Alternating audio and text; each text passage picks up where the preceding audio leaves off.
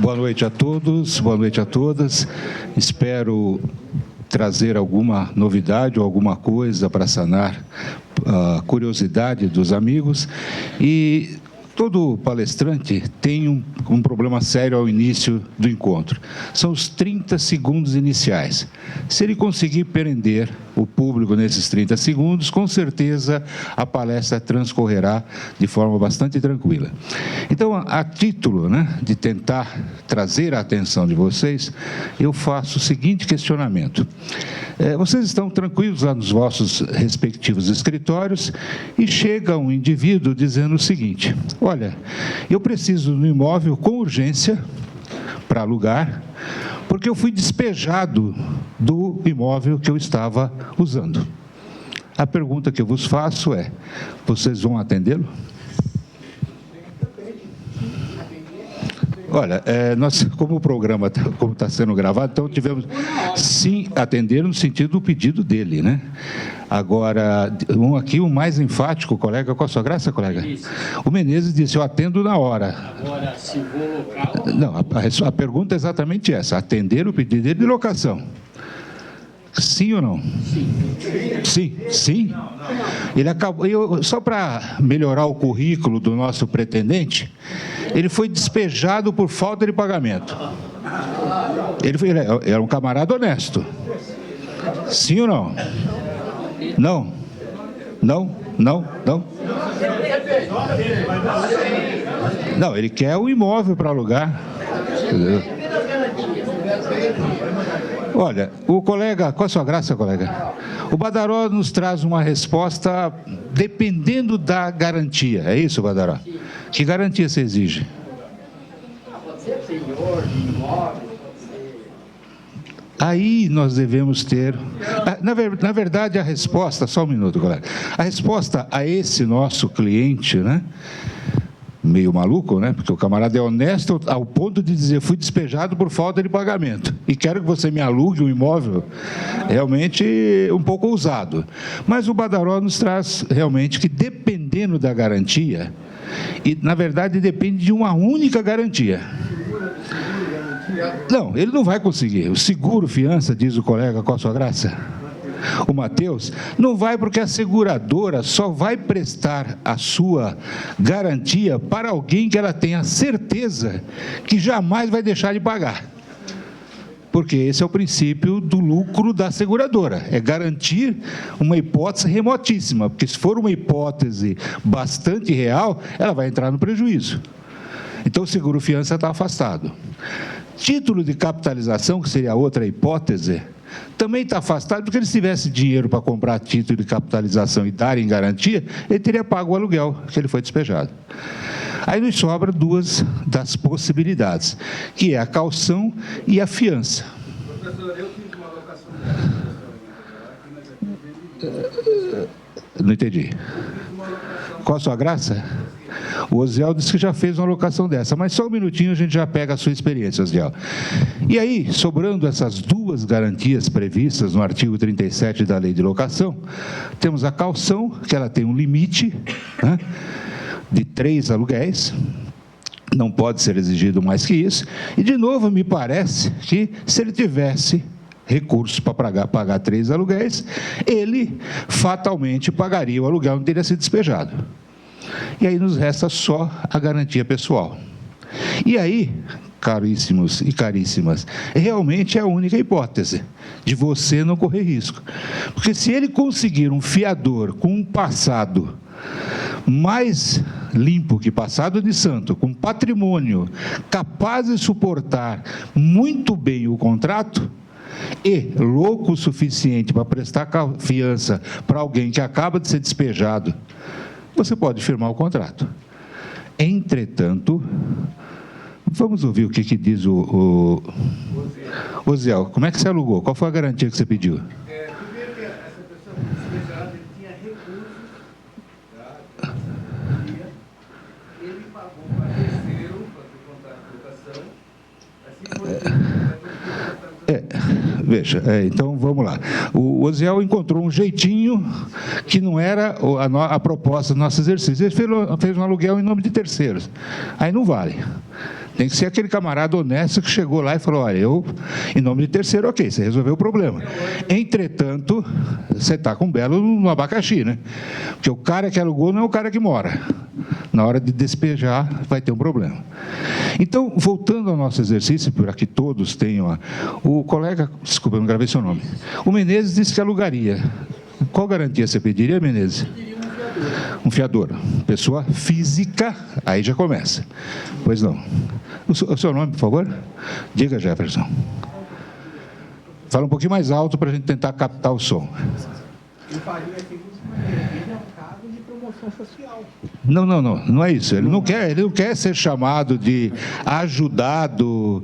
Não tem condições, senhor. Não, ele só quer alugar o seu imóvel. Aliás, o seu escritório não presta serviço social. Seu escritório só presta o quê? Locação, administração de imóvel. E aí nós voltamos à questão da garantia. Mas, aí tem sempre um mas, né? Não basta só pedir a fiança. Aí vocês vão ter que esperar até o final da palestra para saber o que precisa para completar, para que você não corra risco e responda a esse coitado que foi despejado por falta de pagamento, eu alugo para você. E, mais ainda, supere o desespero do dono do imóvel ao saber que você alugou o imóvel dele para alguém que foi despejado por falta de pagamento. Então, para que ele só pare naquela avaliação de dizer que você ficou louco, então vocês vão ter que esperar até o final. Aí eu tenho certeza que vocês vão ficar pelo menos 1 hora aqui comigo. Ok?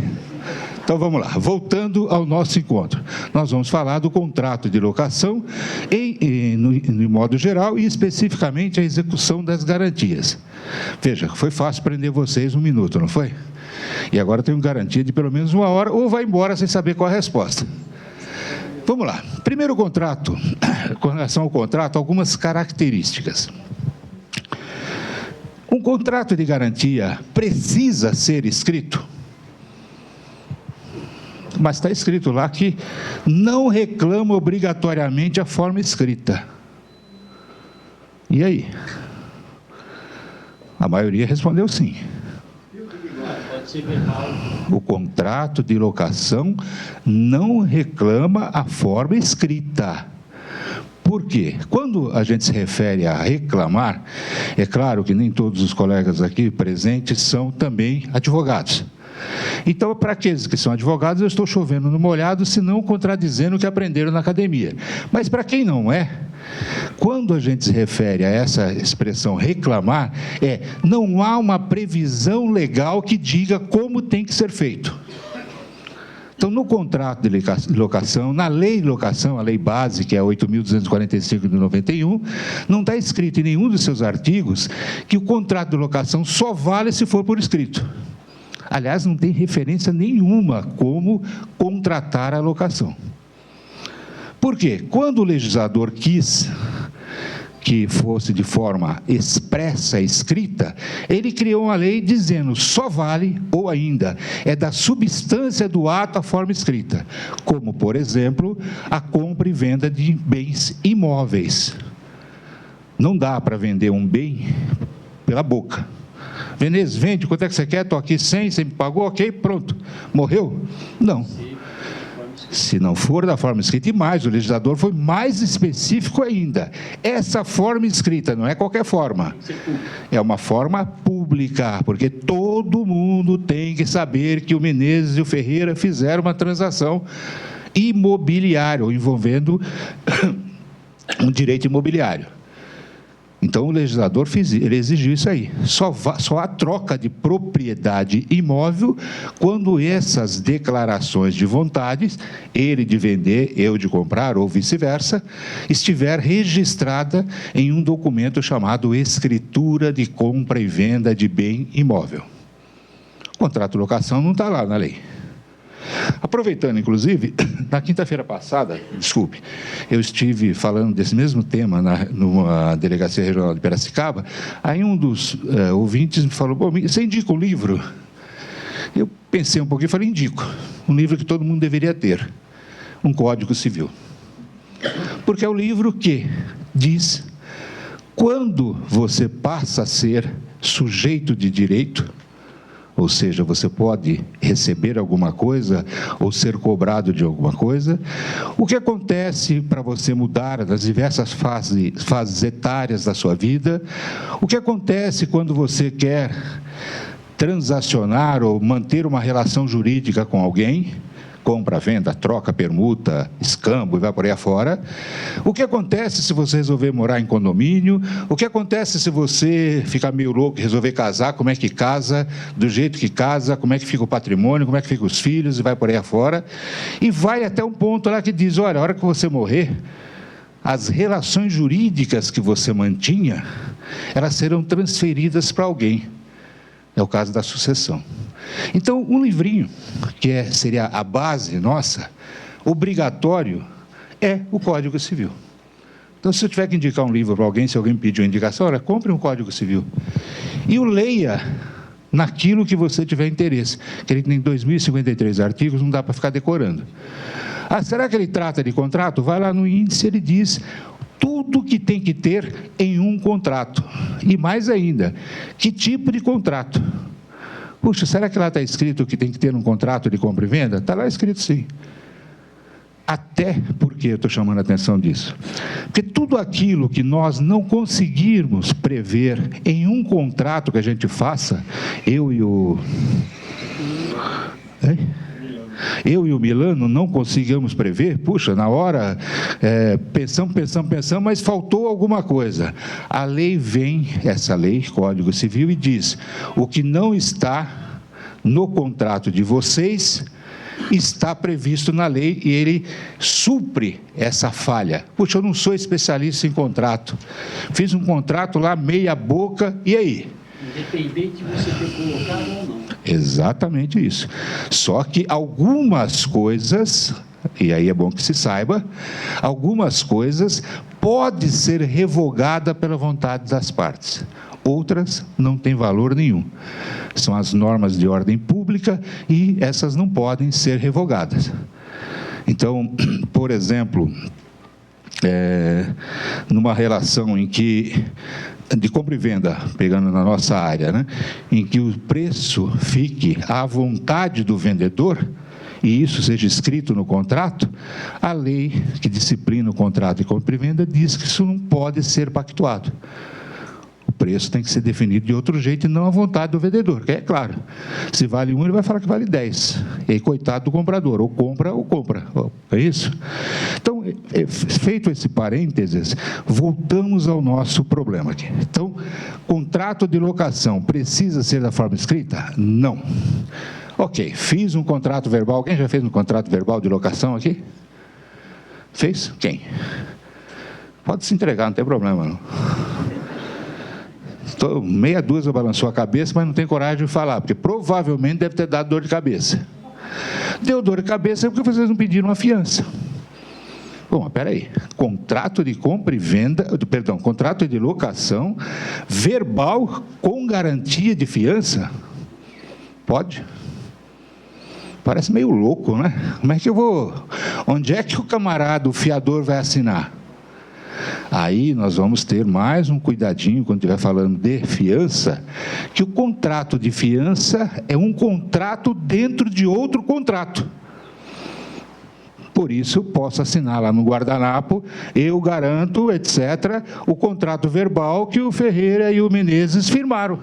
Vale esse contrato? Claro que vale. Se o Ferreira não pagar para o Menezes vai pegar aquele guardanapo assinado com testemunha, etc., e vai executar. Ah, mas tinha que ter papel sulfite, impresso em impressora? Quem disse isso? A lei só diz que tem que estar escrito, mais nada.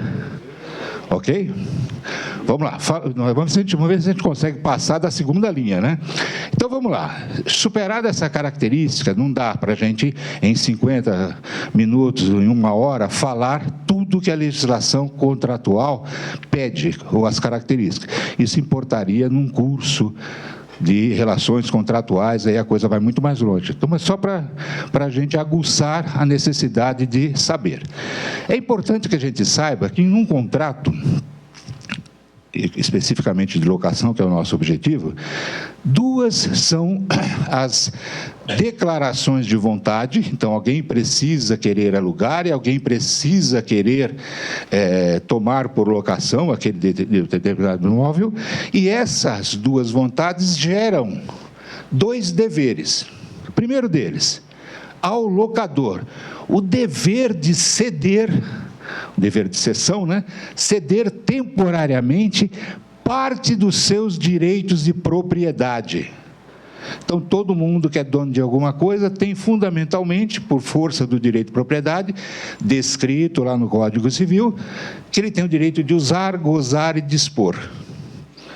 O locador, dono da coisa, transfere temporariamente para o locatário os direitos de uso e gozo. E fica na mão dele o direito de disposição, que é o direito de vender, doar, dar em pagamento, fazer o que ele bem entender com a coisa.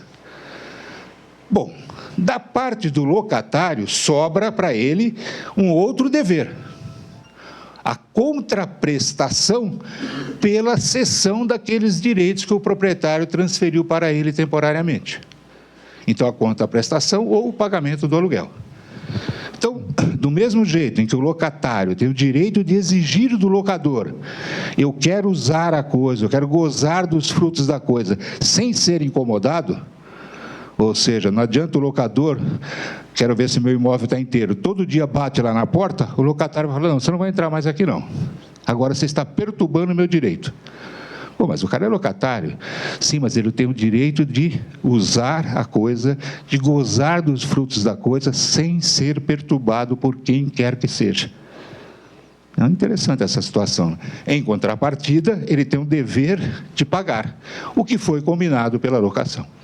Não pagando, automaticamente, ele perde o direito de uso e gozo e a gente o despeja, tira do imóvel com aquela já tradicional ação de despejo por falta de pagamento.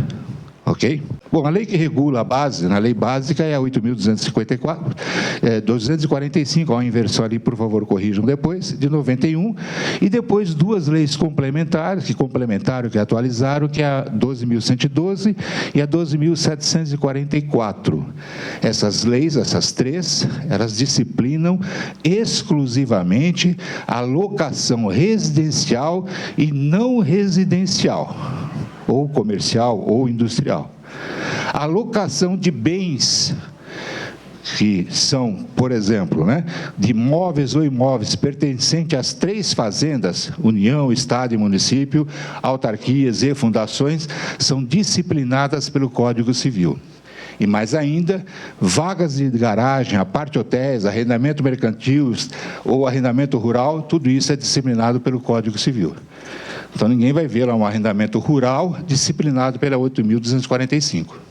E sim pelo Código Civil, que está previsto lá no nosso Código Civil, esse livrinho que eu falei, que era importante vocês terem. Bom, prazos. Posso alugar por 20 anos? Pode. Entretanto, a lei cria um obstáculo. Se o locador for uma pessoa física e casado, reclamará a outorga uxória ou a outorga marital. Marido ou mulher deverão assinar esse contrato para valer após 10 anos. Até 10 anos, o marido ou a mulher pode tranquilamente alugar o imóvel sem dar satisfação para o outro. Ah, mas eu tenho um contrato de locação de um imóvel por 20 anos e só o marido alugou. Esse contrato só vale 10. No final do 10º ano, o cônjuge que não foi chamado para esse contrato pode requerer a rescisão do contrato. E aí você acaba de arranjar uma bela dor de cabeça. E qualquer contrato, Veja que qualquer contrato de locação, desde que o proprietário ou locador seja uma pessoa física, E ainda, se residencial, a locação residencial e contratada por escrito, aí já é uma característica, por prazo de 30 ou mais meses, a rescisão só pode ocorrer por justa causa. As causas que justificam a rescisão estão lá no artigo 9 da Lei 8.245. Falta de pagamento, dentre outras, ok? Descumprimento contratual e vai por aí afora. Bom, se for contratado por prazo por escrito, por prazo inferior a 30 meses, aí vem uma restrição da própria lei, né? E a locação for transformada por prazo indeterminados, ou seja, final do prazo, não entregou o imóvel e continua lá e não surgiu um novo contrato, ela passa a ser uma locação por prazo indeterminado, tanto a de 30 meses também. E a rescisão, ela obrigatoriamente será aplicada ao contrato por prazo indeterminado, um pré-aviso de 30 dias e aí em seguida faz-se a desocupação do imóvel, se não sair voluntariamente, com ação de despejo. Perfeito? Prosseguindo. É bom que a gente saiba, né? O locador pode tudo? Não. O inquilino pode tudo? Também não, claro. Tive um caso recente, bastante interessante, esperteza do inquilino, esperteza do locador e azar do locador. O inquilino ofereceu a caução, 3 meses, e ofereceu mais ainda, 3 meses adiantado. O locador, poxa, que bom, né? Vou receber 6 meses. E isso ele interpretou corretamente, porque o inquilino que fez? Não pagou nada nos 6 meses. Quando deu o 7º mês, ele, olha, não vou pagar. Ele, mas como não vai pagar? Eu não vou pagar. Agora, procure seus direitos, foi o que ele ouviu. E aí, nós tínhamos um problema bastante sério para poder executar esse contrato.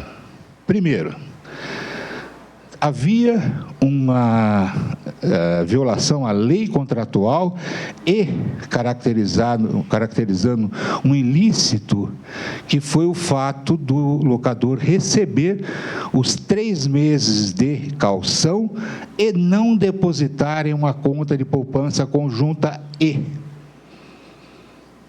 crime de apropriação indébita. Artigo 180 ou 181 do Código Penal. Pena de até 3 anos, 6 anos, negócio, qualquer coisa do gênero. Depois, se quiserem procurar, acho que eu falo isso logo na frente, tá? Então, e mais, né?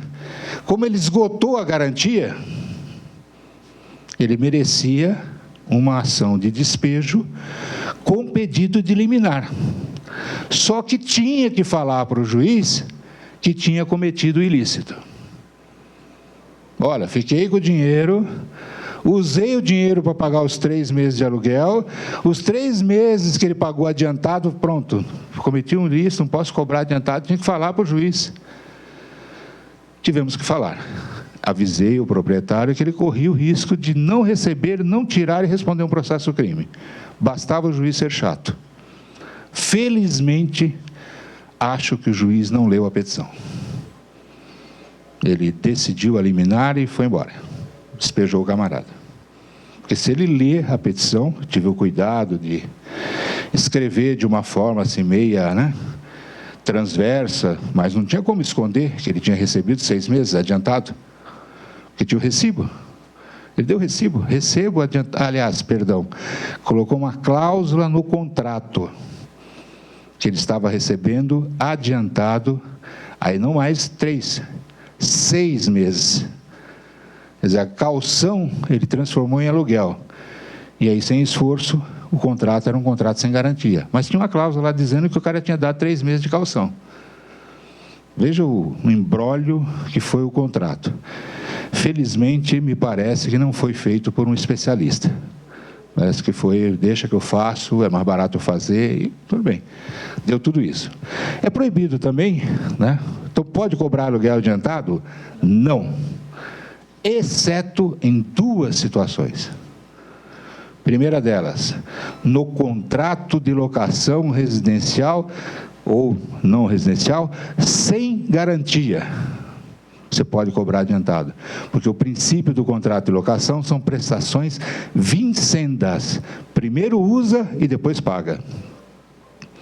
A cobrança antecipada é primeiro paga para usar. Então não pode fazer isso, exceto se o contrato não tiver garantia nenhuma. Segunda possibilidade, contrato de temporada. Aqueles contratos com duração máxima de 3 meses. Eu aluguei 3 mais 3. Sim, você tem um contrato por prazo determinado de 6 meses. Mas fiz 2 contratos. Pô, legal, você gastou 2 vezes papel. Cometeu um crime ambiental, inclusive. Era para fazer besteira, tivesse feito num só. Está errado desde a saída? Ok? E aí, por aí vai as dores de cabeça. Também é proibido, sob pena de cometer ilícito, a exigência de mais que uma garantia. Então, vai lá no artigo 37 e vê, eu quero fiador, calção, e vai por aí afora. Legal. Se o inquilino der, tudo bem? Tudo mal. Ele dá essas garantias e no dia seguinte ele requestiona e o juiz vai mandar tirar essas garantias e o contrato segue sem garantia nenhuma.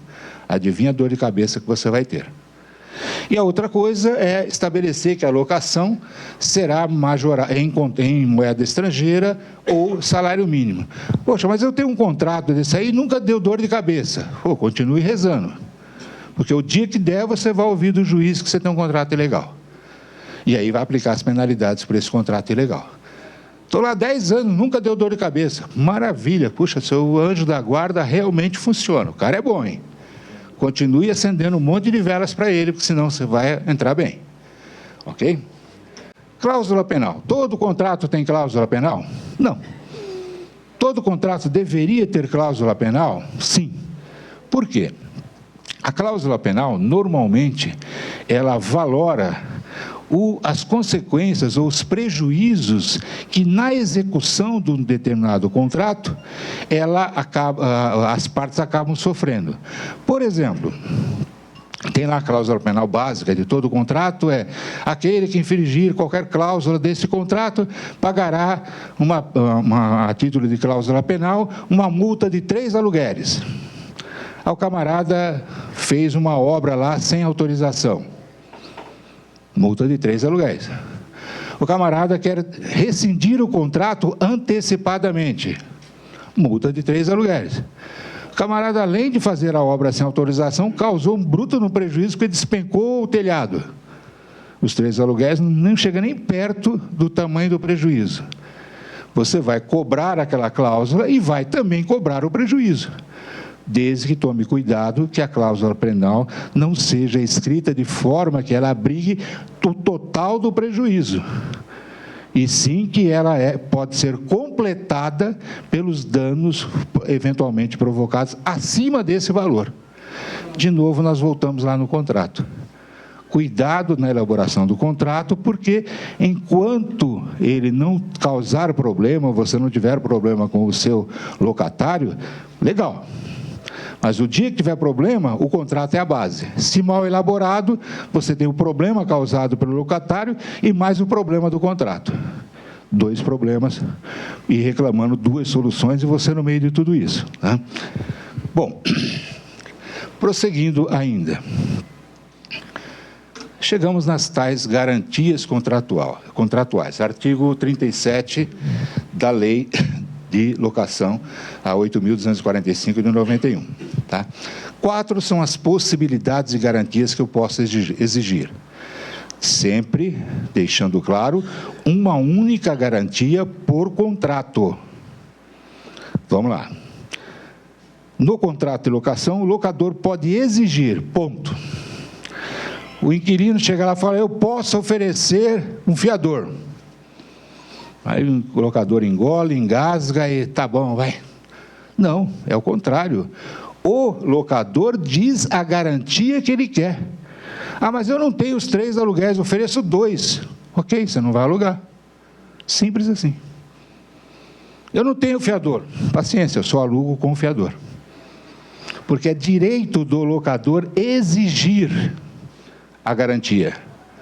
Locador, o dono do imóvel, direto ou indiretamente. Se ele tiver através de um procurador, como a maioria dos casos nós somos, só que nós falamos por conta e risco do proprietário. Ok? Continua sendo o proprietário. Então, quais são as modalidades de garantia? Caução, fiança, seguro fiança locatícia e cessão fiduciária de fundos de investimento. A caução, obrigatoriamente de 3 aluguéis? Não. Diz o legislador que pode ser até 3 aluguéis. Mas cuidado com fazer reduções, porque o camarada não pode, o camarada não sei o quê. Porque, olha, 3 aluguéis se exaure muito rápido. Digamos que o camarada não pagou o aluguel, quebrou a instalação sanitária, não pagou o imposto, não pagou a luz, pronto, já foi os 3 aluguéis. E aí o cara deixa o imóvel e você não sabe para onde ele foi. Vai ficar com o mico na mão. Sim, se você ficar com muita dó, pode ficar até mais. Exatamente. O camarada deu em caução 3 cheques. Meu Deus do céu, você acaba de pedir para ter dor de cabeça. Essa caução é dinheiro. Não tem caução em cheque, não. Pode receber cheque para depositar. Deu 3 cheques em garantia. Aí é garantia paraguaia, né, colegas? A hora que ele deixar de pagar o aluguel, é claro que ele não vai pagar o cheque, né? Ou seja, você não tem nada. Então, caução em dinheiro. Ele deu, o valor era 10 mil do aluguel, ele teve que dar um cheque. Legal. Ela só vai se efetivar quando compensar o cheque. Não vai ficar com cheque na mão, que você vai ficar com mico na mão. Você não tem um pedaço de papel, porque o cheque nada mais é do que um pedaço de papel.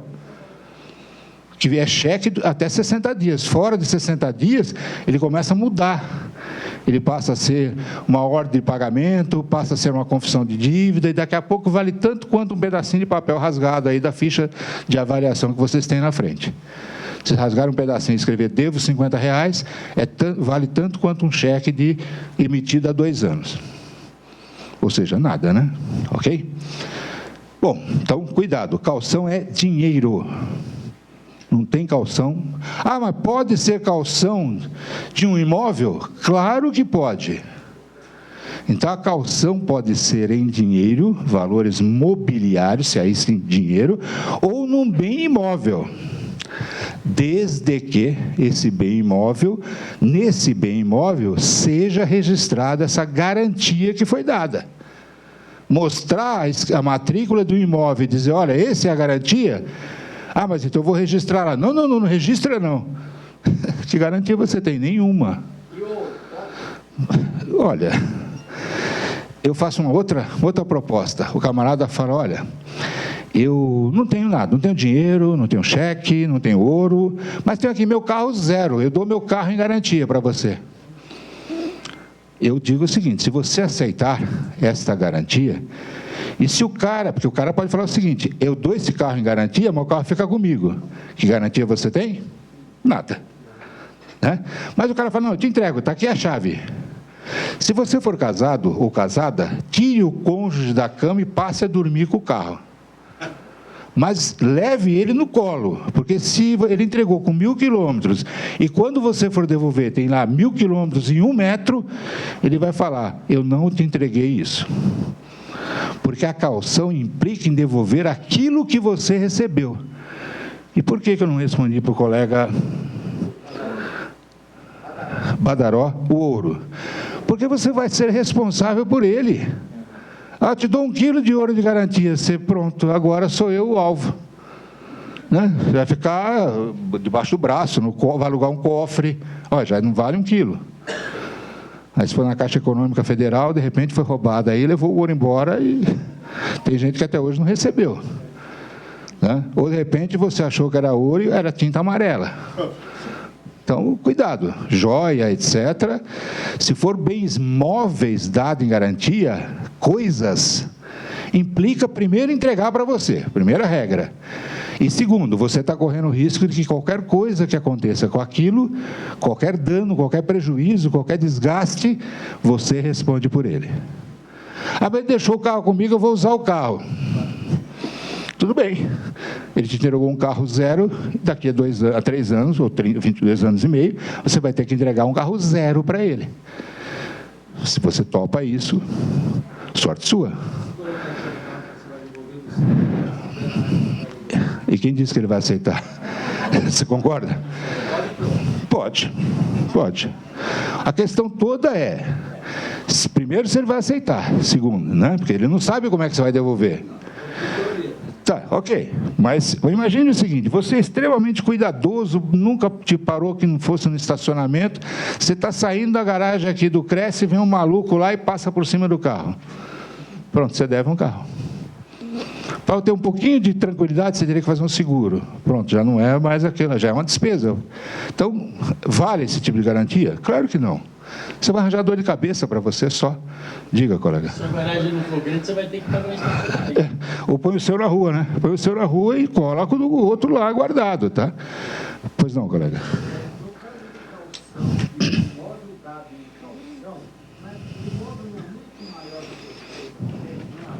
Não, porque é ele que oferece e você aceita. Se ele fala, olha, você fala, a caução que eu quero são de 3 em dinheiro, 3 aluguéis. Em dinheiro, em bem, caução real, que é chamado imóvel, você pode oferecer o que você quiser. Agora, cuidado, veja se realmente aquilo que ele está dizendo que vale é o que ele está te entregando. Mas você só vai ter a despesa de registro da garantia na matrícula do imóvel. Você não tem que olhar, não tem que cuidar, não tem que fazer nada. É mais seguro. De jeito nenhum. Se tiver. Desde que a pessoa compra a caução. Sim, ela é mácula, é uma mácula, né? Não sai. Se ele quiser, é problema dele, tá? Não entendi. Pode fazer o que bem entender. Pode. Só o Boulos que não ocupa o pai dele tem aqui na Vila Mariana, né? Poderia ocupar isso aí, né? Bom, ok? Fiança. Fiança pode ser prestada por pessoa física ou por pessoa jurídica. Pessoa física, ótimo. Pessoa jurídica pode? Depende. Depende do quê? Depende do contrato social. A totalidade dos contratos sociais tem uma cláusula dizendo: não poderá prestar fiança, aval, caução ou qualquer tipo de garantia. Se você não ler e você aceitar uma fiança de uma pessoa jurídica, essa é fiança nenhuma. Nenhuma. Não vale, não tem efeito jurídico algum. Então, mas eu vou oferecer, a minha firma, ou a firma, sei lá o quê, vai dar a garantia. Legal. Contrato social atualizado. Porque pode ser o contrato social primitivo e depois teve uma alteração contratual alterando exatamente a cláusula de prestação de fiança e garantias. Então, tem que olhar o contrato, tem que saber ler o contrato. Senão, vai aceitar uma garantia que não vale nada, não produz efeito jurídico algum, ok? Pessoa física, o cuidado que tem que ter é quanto ao estado civil. Primeiro deles, se for casado, pelo regime de comunhão de bens, comunhão parcial de bens, deverá o cônjuge assinar em conjunto. Também o cônjuge é fiador. Separação total de bens. Ok. O único cuidado, só assina aquele que é o titular dos bens, o único cuidado é ver se ele tem bens. Ele também paga aluguel. Não aceite, né? Porque o que vai coagir o fiador a honrar os compromissos do seu garantido é o risco que ele tem de perder o imóvel. Mas o cara tem um único imóvel. Problema nenhum. No contrato de fiança, o fiador com um único imóvel sabe do risco que ele está correndo ao prestar fiança. Então, aquela proteção na execução do único imóvel do devedor não tem interferência no contrato, na fiança locatícia, exclusivamente, tá? Qualquer outra dívida que o proprietário do imóvel estiver sendo executado, ela vai parar, porque é o único imóvel, exceto aquelas obrigações em função do imóvel, as chamadas obrigações propter rei, né, que é o IPTU, o condomínio, aí pega o imóvel do camarada. Mas está devendo no banco lá, o banco executou, e ele só tem o imóvel que ele mora, não será executado, porque o único imóvel é considerado bem de família, exceto para o contrato de fiança. Nem se tiver gravado. Pode ter escrito lá o que quiser. Tá? O único bem nem precisa desse gravame que o Menezes chama a atenção, que se a pessoa quiser, qualquer um de nós aqui capaz, sem dívida, se quiser pegar um único bem e destacar, dizer que esse bem é o bem de família, esse bem nunca mais será alcançado por execução. Mas se esse camarada fez isso e vendeu tudo e só sobrou esse e deu fiança, ele não precisa dar o imóvel, basta ele, pessoa física, tá? Aliás, nós vamos, quando estiver falando de fiança especificamente, nós vamos chamar a atenção no cuidado, um erro que a gente comete no contrato de locação e anula a fiança, tá? Anula a garantia. Seguro fiança locatícia, não precisa dizer praticamente nada. Poucas são as seguradoras que vendem esse contrato de garantia de fiança. O único cuidado a tomar é que atrasou, avisa a seguradora, porque ela só se responsabiliza pelo que foi avisado. 3 meses de atraso, olha, o camarada não paga 3 meses. Ela fala, legal, azar seu, 3 meses é seu, daqui para frente é meu. A seguradora é terrível, tanto para vender quanto para tirar dinheiro delas. Quem já teve um sinistro sabe como é que funciona. Então, a seguradora tem que ser praticamente avisada em tempo real, de atrasos, etc. Não deixa acumular que a seguradora não vai te pagar. O atraso, ela vai te pagar a partir da ciência. Aliás, está até na própria apólice, né? E o cuidado com a garantia por seguradora é que, se próximo do vencimento, se não for renovado, o contrato vai embora. Só que agora sem garantia. Que a seguradora fala, eu garanto do dia 1º de janeiro a 31 de dezembro. Hoje é 1º de janeiro do ano subsequente, não devo nada. Ah, mas pegou fogo, explodiu. Não é problema meu, dirá a seguradora. Então, um outro cuidado que tem que ter, o inquilino renova. Sabe quando ele vai renovar? É bom você tomar cuidado, você é administrador, faça você a renovação e manda a conta para ele. Aí você vai ter certeza que vai ser renovado. Você vai ter certeza que o seguro vai ser feito. Ok? Mas tem lá uma cláusula no contrato dizendo que ele é obrigado a fazer seguro. Quantos já viram o seguro ser feito? Quantos já cobraram a multa por violação dessa cláusula? 3 aluguéis valem. Estou fazendo um despejo aí de uma área industrial, só por essa cláusula, R$50 mil, por não ter feito o seguro. A renovação, o primeiro contrato o cara fez, o segundo não. Mas você fala que aqui, você tem que ficar no pagode? No dia seguinte do vencimento, já tem que avisar a seguradora, que a seguradora já começa a pressionar ele. Venceu dia 10, hoje é dia 11, pagou? Não, cobra. Cuidado, porque dependendo do que vocês combinaram com o locatário, nem sempre o dia seguinte é o dia que ele está e mora, hein? Nós vamos falar um pouquinho disso daqui a pouquinho também. Seguro fiança, já falamos, né? E a cessão fiduciária de cotas de fundo de investimento, o locatário compra cotas de um determinado fundo de investimento em quantidades para dar em garantia da locação. Quanto? 1 aluguel? 3 aluguéis? Estabeleça o valor. Porque se você pegar um aluguel só, ele pega lá R$1.000 em fundo de garantia, em fundo de investimento, deixou de pagar um mês, já foi embora a garantia. E até você receber, já passou o segundo mês. Então, tem cuidado também, porque ele pode comprar as cotas e não transferi-las para você. E aí ele fica sem pagar e você chega lá no banco de investimento, no fundo de investimento e o cara, não, mas olha, eu vendi para o Menezes, não para você, Ferreira. Ah, mas ele deu em garantia. Mas cadê a cessão dessas cotas para você? Então, um documento que tem que ter é a cessão de cotas. Pois não. Qual o seu nome, colega? Pois não, Manuel. O imóvel foi para inventário. Hoje já não pertence sozinho. Não vale. O locator deveria ter sido informado para ver se ele continua achando que essa garantia é o suficiente.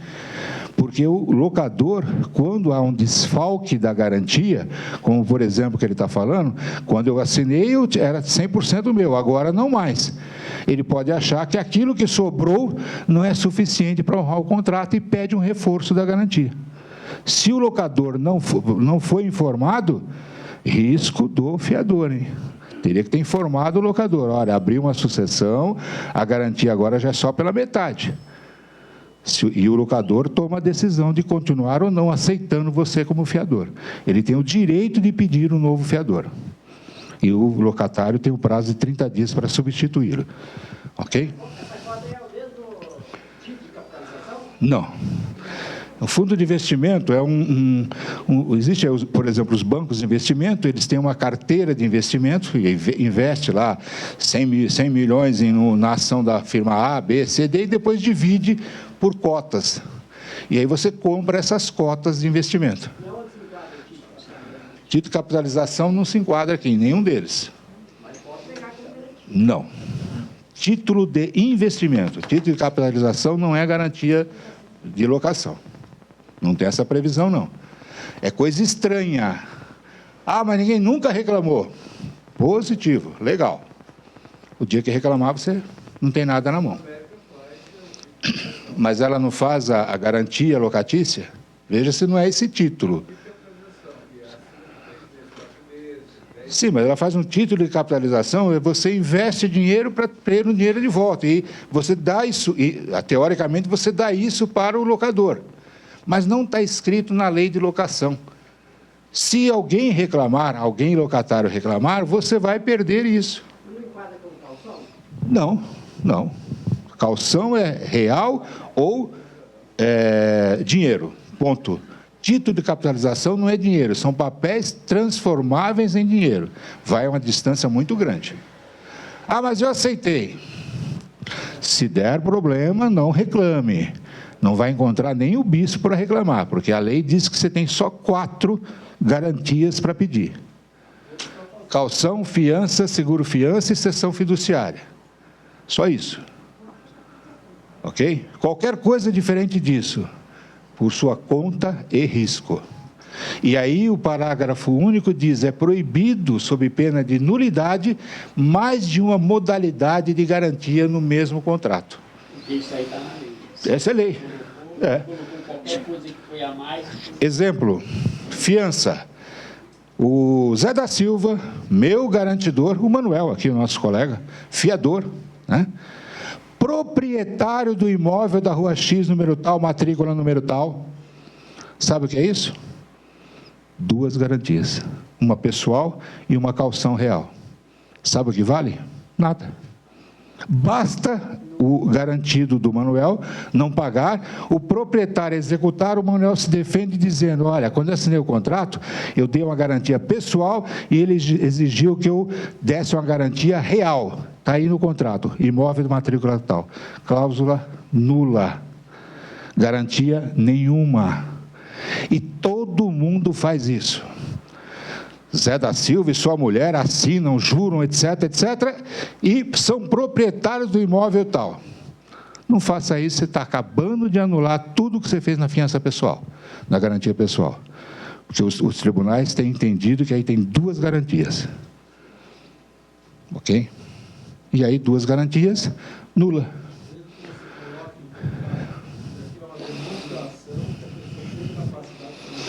Seria mais ou menos o seguinte, né? Você jura? É isso. Não, não. Qualquer redação que você der. Você garante e se você não... Como é que você chama, colega? Celso. Se você não pagar, seu imóvel paga. Está aqui escrito o imóvel. Eu vou executar esse imóvel. Mas se você não colocar... Ele é proprietário do imóvel da rua tal. Algo impede de eu falar que sou proprietário do imóvel da Pamplona 1200? No papel? Sim. Só vou ter problema se alguém resolver verificar isso, se alguém resolver me cobrar e... Mas, olha, é bom avisar para o locador que ele está assinando que não tem garantia nenhuma. Se aquilo... Nem fiador ele não tem. Desaparece as duas, olha. Porque o parágrafo único diz que é proibido, sob pena de nulidade, obviamente, isso não é declarado, só de escrever isso aí já é nulo. Na hora de cobrar o Manuel, ele fala, olha, o cara me pediu o meu nome, da minha mulher, e mais a matrícula do meu imóvel, ou a identificação do meu imóvel. Dupla garantia. Porque você está tendo uma garantia pessoal, fiança, e uma garantia real, calção. E a lei fala que você não pode fazer isso.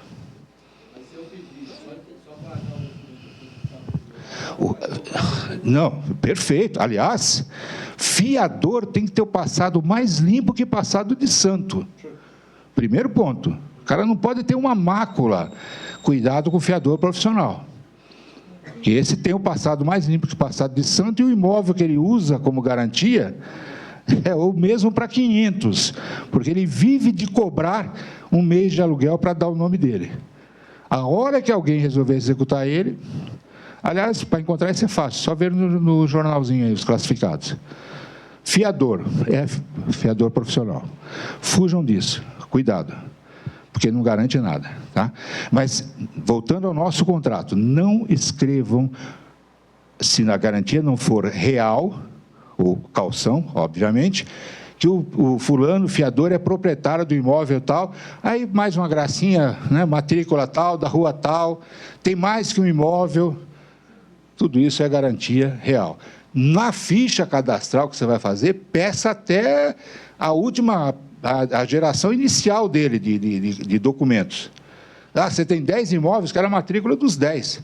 Aliás, nem peça que ele traga, né? Porque depois que inventaram essa maquininha chamada computador, você faz o que você bem quiser nela. Gaste R$ 17,90 no Arispe e tire a matrícula online. Eu sou dono do imóvel tal, me dá o número da matrícula. Na hora sai do seu computador lá a matrícula para você imprimir. Custa R$ 17,90. Super rápido, né? Mas somente para você ter ciência do que você está... Pode. Precisa? Não. Na verdade, você vai exigir que tem dois, você está dizendo, olha, se você não pagar, eu vou cobrar o outro e não esse. E aí, a verdade, o que você tem que ter uma cuidado é na redação da cláusula da fiança. Então, primeiro, cuidado, aí já estamos falando da fiança, né? A calção já falamos, né? Da fiança. Primeira coisa na redação. O fiador, tem que estar escrito lá, ele é o fiador, devedor solidário e principal pagador. Com isso, o que você está fazendo? Lembra aquele camarada que foi pedir para alugar o imóvel de vocês e tinha sido despejado por falta de pagamento? Você vai alugar para ele. Ele vai te trazer esse fiador muito bom, não bom, aí você vai exigir mais que um imóvel, e vai mais ainda, escrever na cláusula da fiança que ele é devedor solidário, e a solidariedade implica em que todos os devedores devem tudo. E o credor aponta para quem ele quer cobrar, e daquele ele cobra tudo. Mas não satisfeito, você ainda escreve lá, vírgula, né? Principal pagador. O cara atrasou um dia, você liga para o fiador, Menezes, seu garantido não pagou. Ah, mas olha, não, Menezes, você está me devendo agora. Você é o principal devedor. Você é o principal pagador também. Sim, vai pagar ou não vai? Mas aí, para complicar um pouquinho mais a vida do nosso fiador Menezes, você escreve lá ainda, ele renuncia ao direito de ordem. O que quer dizer isso aí? Que ele abre mão do direito de ser cobrado depois que o devedor provar que não tem mais nada para pagar. Pronto. Aí você pode alugar para esse camarada lá. Ah, mas olha, eu fui despejado. Ah, tudo bem. Me traga o Menezes como fiador, que tranquilo. E certifique-se que é o Menezes que está assinando mesmo, né? Aí você vai pegar toda a ficha do Menezes, documento, pessoalmente. Aí eu levo e trago assinado. O Menezes vem aqui assinar. Mesmo que não seja para o devedor que foi expulso. Quiser sair, colega, fica à vontade. Mesmo que não seja para o devedor que foi despejado por falta de pagamento. Qualquer situação, assina na sua frente lá no escritório. Fiador casado, sempre. Esposa não assinou, só vale metade. Porque para quem é casado, acha que é dono de tudo, e não é não. É só dono de 50%, e olhe lá. Não é isso? E aquele adesivo está grudado nos carros lá, que tem aquela fitinha lá, pai, mãe, filhos, cachorro, gato, papagaio, na verdade está errada. O pai está depois do papagaio e do cachorro, lá atrás da fila. Então, é isso que funciona. Na hora de executar, o cônjuge prejudicado vai defender o seu patrimônio, se ele não assinou. Separação total de... Não. Separação total de bens, cada um cuida do que é seu e não dá satisfação para o outro. Vende sem ter a outorga uxória, basta que comprove com a certidão de casamento atualizada que o regime matrimonial de bens é separação total. E aquele bem, por óbvio, tem que estar no nome dele. Tá? Pois não, Menezes? Não, estou falando, é a ordem inversa, o pequenininho pegando o pai. Na hora de pagar a conta é por aí a coisa. Não entendi. Se ela for por semelhança, há um risco. Há um risco. Então, cuidado, porque o reconhecimento de firma, ela também não é um princípio relativo. Pode ser questionado. Aliás, a gente escuta aí quase que diariamente documentos falsos emitidos por cartórios. Tem um monte aí. Aí, se isso... mas o fiador é de outra cidade. Pode? Claro que pode. Vai dar um pouquinho mais de trabalho se tiver que executá-lo. Não, tem que trazer o fiador daqui da cidade, o imóvel tem que ser daqui da cidade. Isso é só capricho. Só está aliviando a vida do advogado. Mas pode, o estudante, o filho, vem fazer faculdade aqui e o pai mora no interior. Pode ser fiador? Pode. Mas e como é que vai fazer a assinatura? O cara vai vir aqui assinar? Não, faça ele assinar na frente do oficial lá, como faz para venda de automóvel. Não pode ser reconhecimento de firma por semelhança, por autenticidade. Vai lá na frente do cartório e assina, ok. É a mesma coisa que está assinando na sua frente. Aliás, vale até mais, né? Porque o cartorário lá tem fé pública e você não, né? Você ainda pode falar que você falsificou a assinatura dele. Do cartório não tem como ele falar, se for por autenticidade. Bem lembrado, Menezes. Aí já é um outro detalhe. Por isso que a gente precisa, de vez em quando, dar uma olhadinha naquele manual de vida que é o Código Civil. Porque o contrato assinado só pelo contratante e contratado, ele produz efeitos jurídicos entre os dois apenas. Para que esse contrato possa ter efeitos jurídicos com terceiros, como, por exemplo, eu coloco lá uma cláusula dizendo que esse contrato obriga os sucessores. Para que essa cláusula tenha valor, ou seja, meus sucessores, os sucessores do Menezes, são obrigados a cumprir esse contrato, tem que ter a assinatura de, no mínimo, 2 testemunhas. Porque, do contrário, só entre nós dois. Um dos dois partiu para melhor, morreu o contrato. O sucessor daquele que partiu não tem obrigação nenhuma. Está assinado por mais 2 testemunhas. Produz efeito para os nossos sucessores. Aí é a diferença. Idoso por 100 anos, pode assinar? Pode. Tem patrimônio? Mas aí, a pergunta do Badaró é interessante. O idoso está vivo? Tá, ok. Então, está com 100 anos, ele tem que estar vivo. Vai lá no cartório, assinar no cartório por autenticidade, que alguém vai verificar se ele é capaz, se ele sabe o que está fazendo, se não estão colocando a caneta na mão dele, chacoalhando para dizer que é assinatura. Tá, ok, pode ser sim. Mas ele mora aqui em São Paulo, assinou na minha frente. Não.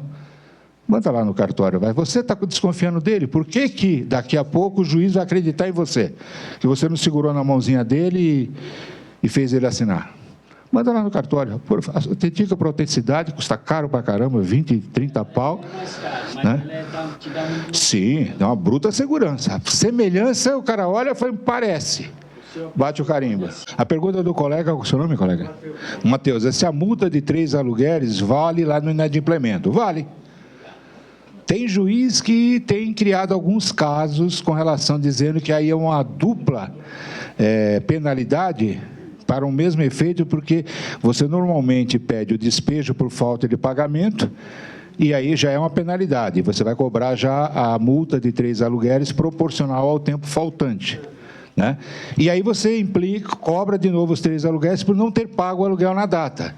Há juízes entendendo, aqui em São Paulo, quase que unânimes, entendendo que aí tem uma dupla cobrança numa mesma base. Tá? Se você pediu o despejo e mais a cobrança, há juiz só dando uma vez. A proporcionalidade, não a multa. Mas é uma infração contratual. Ok? Tem que, no mínimo, tentar. Conseguiu? Tá. Pode. Olha, então, agora, nós vamos numa sequência falando especificamente daquilo que nós já falamos agora. Mas só chamando a atenção, volta um pouquinho só. Só chamando a atenção. Pode ir a próxima?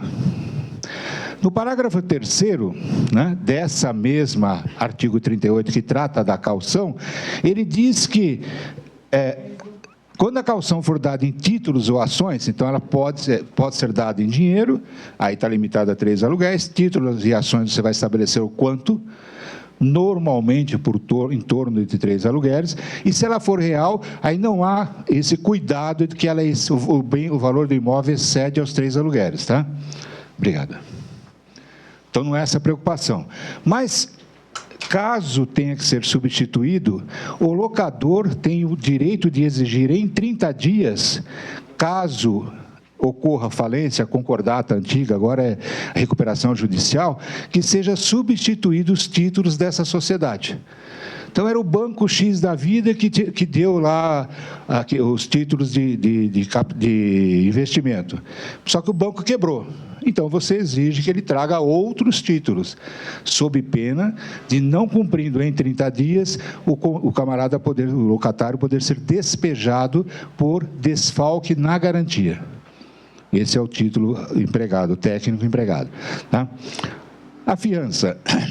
Por que a fiança? Lembra? Contrato verbal com fiança pessoal.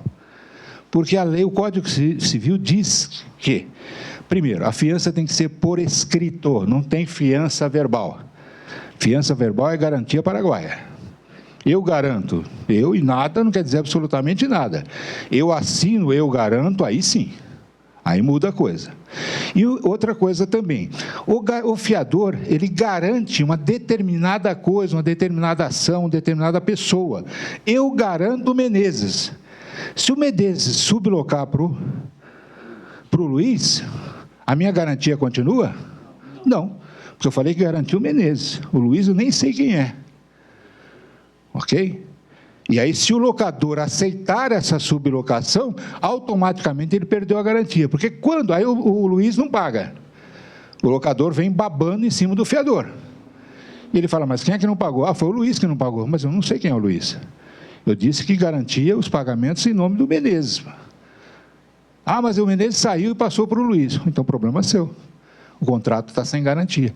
Porque a garantia, ela é feita por escrito, ela é independente da vontade do devedor, a fiança, perdão, né? E ainda, o credor não está obrigado a aceitar o fiador que o locatário oferecer. Ora, meu fiador é o Menezes. Não, não quero o Menezes. Por quê? Não tenho nem que dizer por quê. Não quero e ponto. É que normalmente você diz, eu quero alguém com tal perfil. Se a pessoa nem ousa trazer alguém diferente. Porque se você vai dizer não. Ah, você falou que tinha que ter 2 imóveis e ele tem um só. Então, por isso que eu não quero. Okay.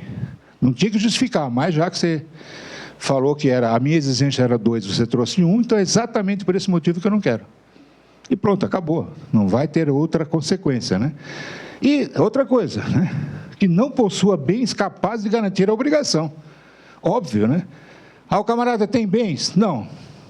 Ah, mas ele trabalha num bom emprego. Sim, bom emprego é algo extremamente crítico, temporário. Isso não quer dizer absolutamente nada. Então, não pode aceitar, né? E o benefício de ordem, que é a renúncia ao benefício, o artigo 827 do Código Civil. Porque, primeiro, o benefício de ordem tem por princípio que o fiador, quando não for especificado no contrato, o fiador tem o direito de exigir que primeiro cobre o devedor, termine com todo o patrimônio do devedor e ele, fiador, só vai completar o que faltar. Veja quanto tempo ele vai ser chamado. Agora, quando ele diz, renuncia ao meu direito de ordem, me cobre primeiro. É isso. Ok? O seguro-fiança não reclama grandes manifestações, até porque, para passar pelo crivo da seguradora, precisa ser um excelente pagador. Então, se oferecer um seguro-fiança, e você só tomando cuidado para ver se ele está na validade, e só tomando cuidado de acompanhar a renovação, é uma garantia perfeita. Tá? Leva um tempinho para receber, porque você tem que informar, comprovar a despesa, comprovar o prejuízo. Cuidado que a seguradora é mais crítica ainda do que o fiador. A seguradora, ela diz, eu garanto o aluguel. Se era um apartamento e tem condomínio, o cara não pagou o condomínio, sabe de quem você vai cobrar? Não é da seguradora, porque ela disse, eu garanto o aluguel. Ponto. É só o aluguel. Se tiver essa previsão na apólice, danos causados no imóvel até X. Normalmente é isso que eles fazem. É um cuidado que tem que ter. Então, você estabelece quanto de dano ela vai cobrir. E quanto maior o dano que ela estiver cobrindo, maior será o preço que ela vai cobrar. Cuidado, por isso que é melhor você negociar a apólice de seguro do que deixar para o locatário. Que ele vai colocar, não, bota aí R$1.000 de danos, eu não vou estragar nada. É R$1.000 de danos que a seguradora vai pagar, só isso. Pois não. Você tem que comprovar o estado que você está recebendo e... Venceu 30 de dezembro, tem que entregar aquela data.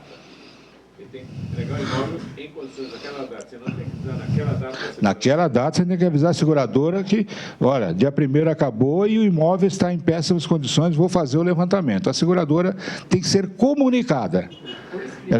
Sempre por escrito. A seguradora não acredita em nada. No dia 31. Tá? Porque se ela não for comunicada dentro da validade da apólice, a liquidação pode acontecer 2, 3 meses depois. Mas ela foi avisada do sinistro dentro da validade da apólice. Então, esse é o grande cuidado. Tá? Pois não.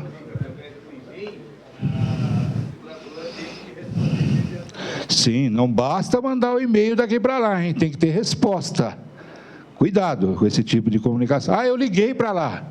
Como é que você prova que ligou? Eu mandei o e-mail, tem a resposta? Coloca aquela previsão lá do e-mail que o camarada só consegue ler se ele responder. Aí você tem um comprovante que ele recebeu. Ok? Se tem que mandar por carta. Manda com carta registrada. Carta que vale a data da postagem. Ok, recebeu 15 dias depois que teve a greve do correio. Não tem problema nenhum. Vale a data que você postou. Ok? Cessão de cotas de fundo de investimento, então, o cuidado é ter o documento que aquela instituição financeira exige para transferir as cotas para um outro. Porque ele vai lá e fala, meu nome é Ferreira, eu quero tantas cotas do seu fundo de investimento. O banco vende, está aqui, ó, X cotas. Agora, como é que eu dou isso em garantia? Chego lá e entrego um monte de papel para ele? Não vale nada. Tem que entregar a autorização de cessão de acordo com o padrão do banco que está vendendo a cota, tá ok? Bom, crimes no contrato de locação? Sim, crimes no contrato de locação e algumas vezes até induzidos por nós, administradores da locação. Vamos lá. Contravenção penal punível de 5 dias a 6 meses, exigir quantia superior ao valor do aluguel e encargos. Então, o aluguel é R$1.000, mas você paga o condomínio, paga não sei o quê, e entrou uma obra. Obra é de quem? Despesa ordinária ou extraordinária? O locador responde pelas extraordinárias, o locatário pela ordinária. Cobrou do locador, você acaba de entrar nisso aí. Ah, mas o cara pagou e não falou nada. Faça figa, para passar logo o prazo prescricional dessa contravenção. Porque alguém pode buzinar no ouvido dele, você pagou a reforma do prédio? Você não devia pagar, esse é problema do proprietário. Pronto, lançou a discórdia. Pronto, você está comprometido. Ah, mas eu combinei com ele, está no contrato que ele paga tudo. Perfeitamente, não há problema nenhum. Já não é despesa, a extraordinária já não é estranha, porque ele concordou com isso. Tá? Cobrar aluguel antecipado. exceto a previsão do artigo 42, que é a alocação de temporada, exceto ainda a alocação sem garantia. Temos, de novo, um crime punível com detenção de 3 meses a 1 ano, só de cobrar um aluguel adiantado. Não dou recibo, você vai lançar no imposto de renda, etc. Crime. Cuidado, hein? Cuidado mesmo. Deixar de retomar o imóvel em até 180 dias, quando pede o imóvel, porque eu reformar, porque a prefeitura está querendo tal coisa, etc. E aí não reforma, não começa a obra, não retoma o imóvel, 180 dias passa o locatário lá, descobre que está do mesmo jeito, vai criar uma dor de cabeça muito séria. Na ação de despejo, não observar o período de nojo de 30 dias, quando morre o ascendente, o cônjuge, ou filhos, ou irmãos do locatário, que morem no imóvel. Tem que respeitar 30 dias, chamado de nojo, né? Não pode fazer nada nesse período de 30 dias. Ah, mas eu nem sabia que morreu. Ok, você tem como se defender. Mas o camarada fala, olha, está todo mundo triste, que morreu fulano, etc. Quero nem saber, rua... O juiz mandou sair. Você está incorrendo num crime aí, ok? Outra, receber, né, aquela caução e não depositar na poupança. Crime de apropriação indébita, artigo 168 do Código Penal Brasileiro. Todo mundo faz isso, fica com o dinheiro da caução. Devolve no final do contrato, com juros e correção, de acordo com a poupança, tudo direitinho. Maravilha! Até o dia que alguém reclamar. Até o dia que alguém reclamar, você já sabe que você está em curso no artigo 168. Porque você não fez o que a lei mandou fazer, abrir uma poupança. Ah, mas a poupança quando eu tiver que executar essa caução, eu estou brigando com o camarada, ele não vai comigo lá no banco, o juiz vai. O juiz te dá um alvará para você movimentar a conta. Claro que você está brigando com ele, ele não vai voluntariamente lá, ok? Próximo, né? Então, cuidado que a pena é de 1 a 4 anos de reclusão mais multa, né? Então, a coisa pode ser bastante séria, dependendo do que a gente venha fazer.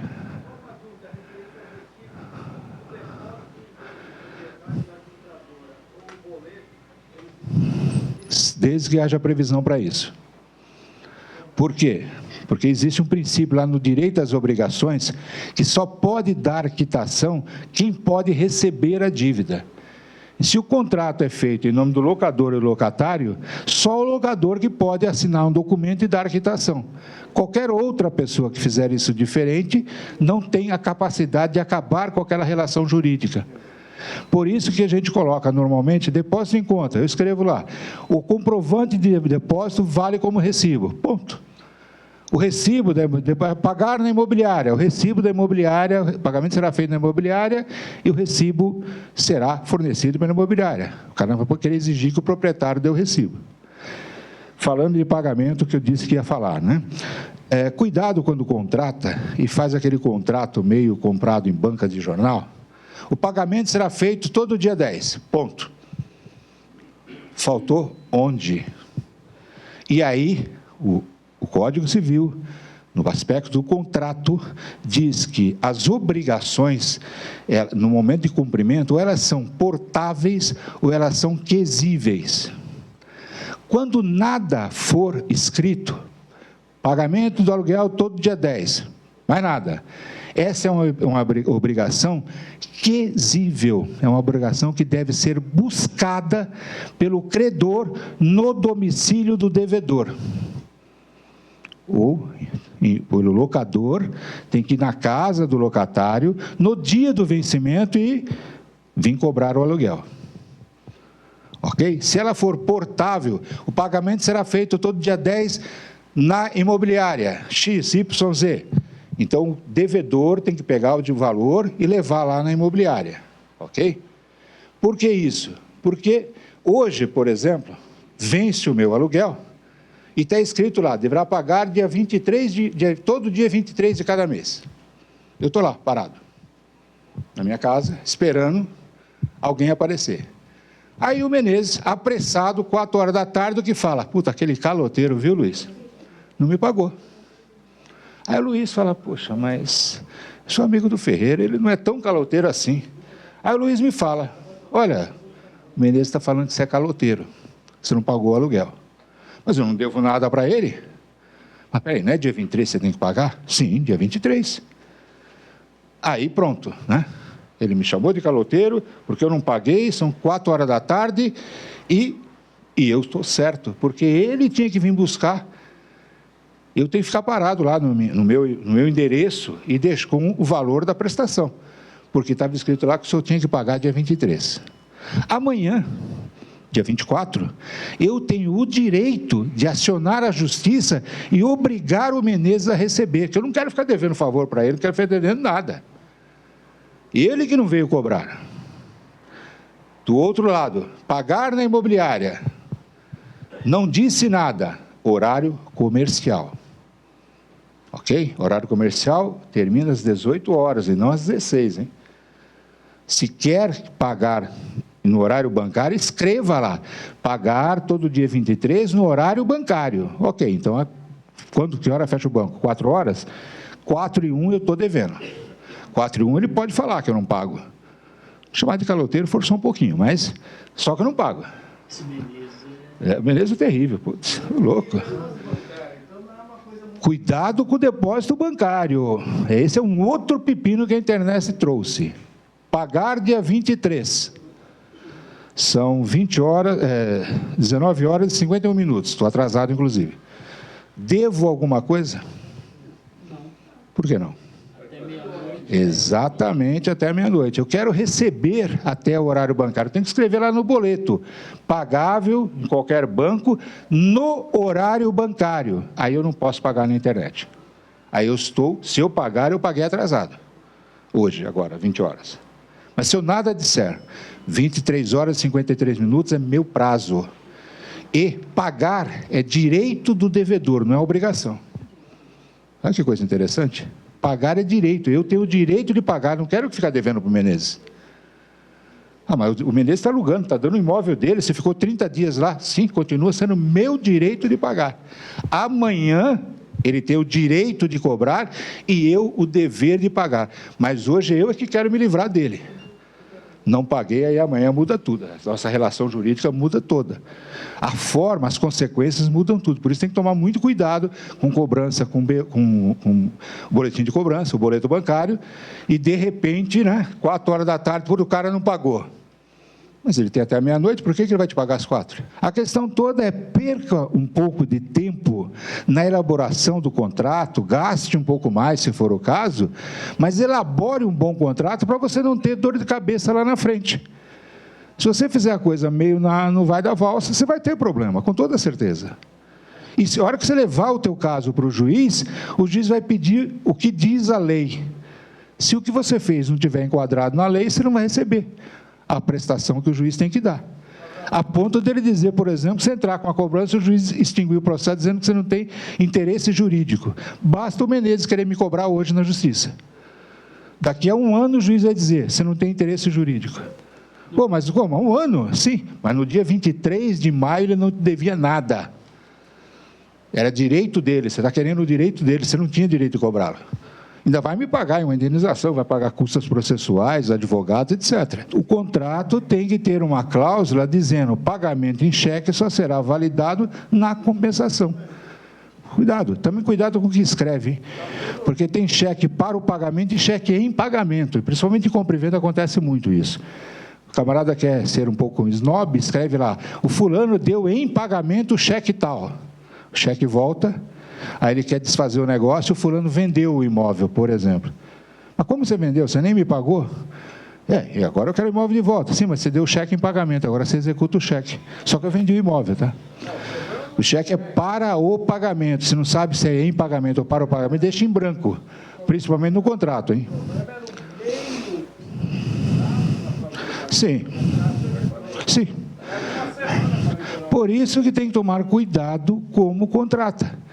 Então, se fizer, por exemplo, admitir a cobrança via internet, etc., especifique a forma. O pagamento não poderá ser feito fracionado em cheques. Pronto, você resolveu o teu problema.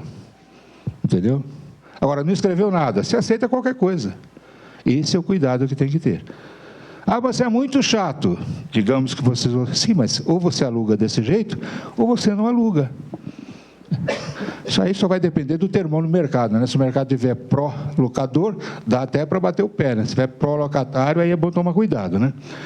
Bom, já falamos das proibições, exigência contratual. É o finalzinho e o objeto do nosso encontro, né?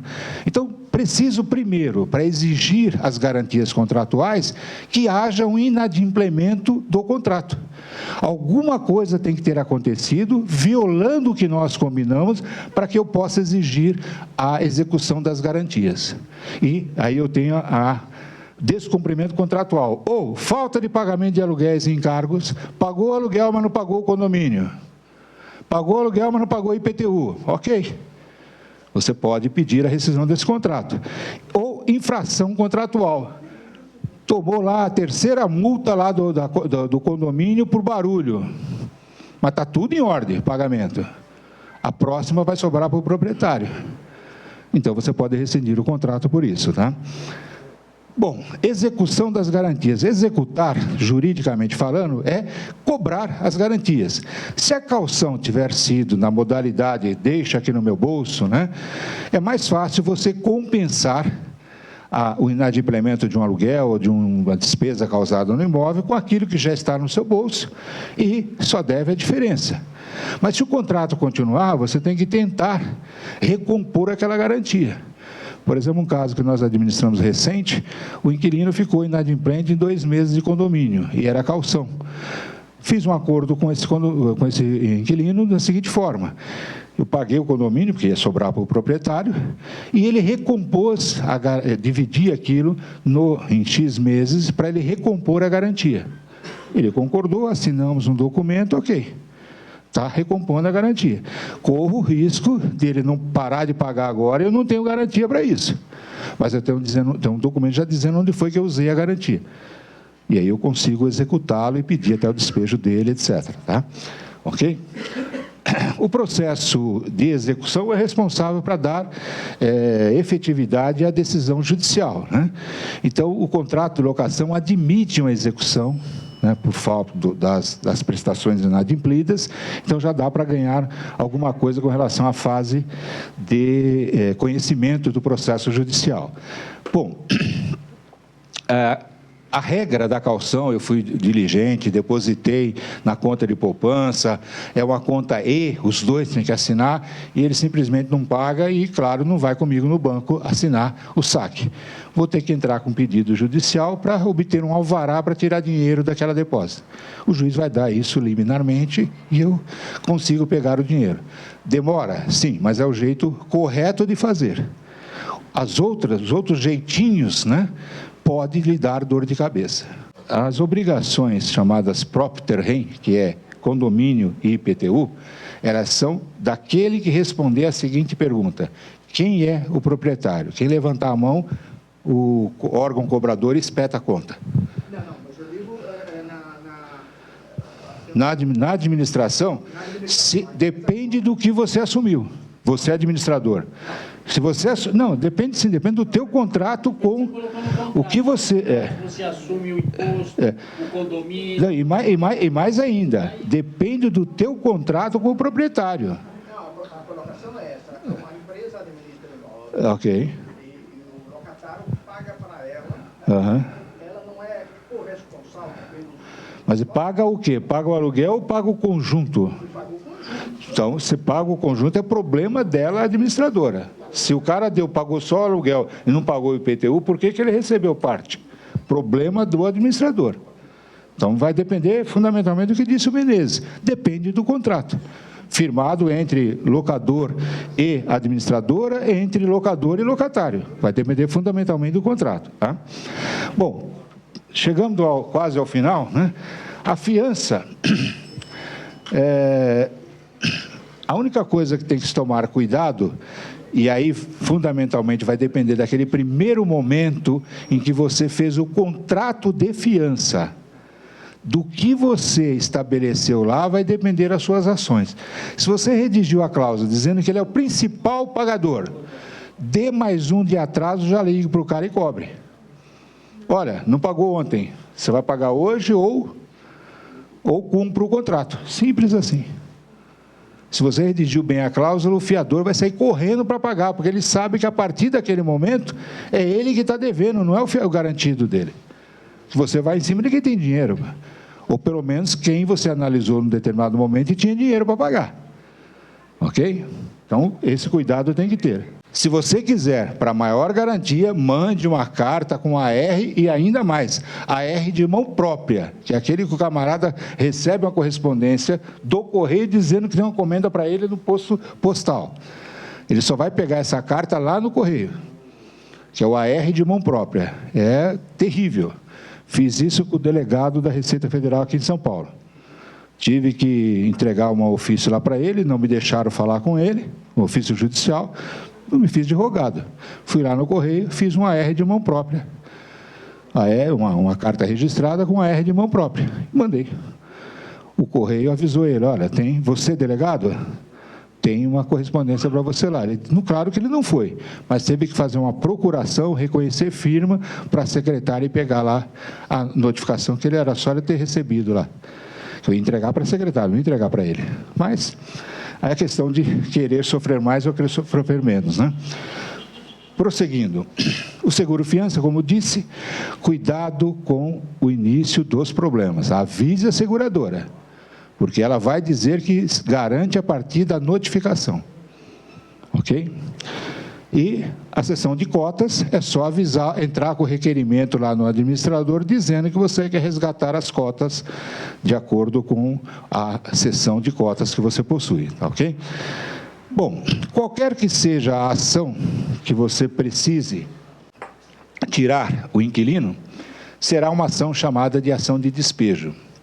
E ela será cheia, por denúncia cheia ou por denúncia vazia, exclusivamente, se cheia, por infração contratual. Denúncia vazia, término do contrato, eu não quero mais você aqui. Simples assim. Então, toda vez, foi uma ação de despejo por denúncia cheia. Há uma infração contratual, falta de pagamento, quebrou parede, aprontou alguma coisa lá. Acabou a garantia, enfim, qualquer coisa. Aí é uma ação de despejo por denúncia vazia. Término do prazo contratual e o locador não quer continuar com a locação. Simples assim para a gente entender essa mecânica, a linguagem do advoguês que está aí no mercado, né? O contrato de locação não residencial, por exemplo, de 30 meses, se não for denunciado ao final de 30 meses, ele sofre uma mutação. Ele, de contrato de locação não residencial por prazo determinado, ele passa a ser a contrato de locação residencial por prazo indeterminado. E aí, para rescindir, o que precisa fazer? Exclusivamente, notificação de 30 dias para desocupação. Então, no 31º mês da locação, você pode entrar com a ação de despejo, desde que você tenha notificado o inquilino que não quer mais continuar com o contrato. Obrigado pela paciência de vocês.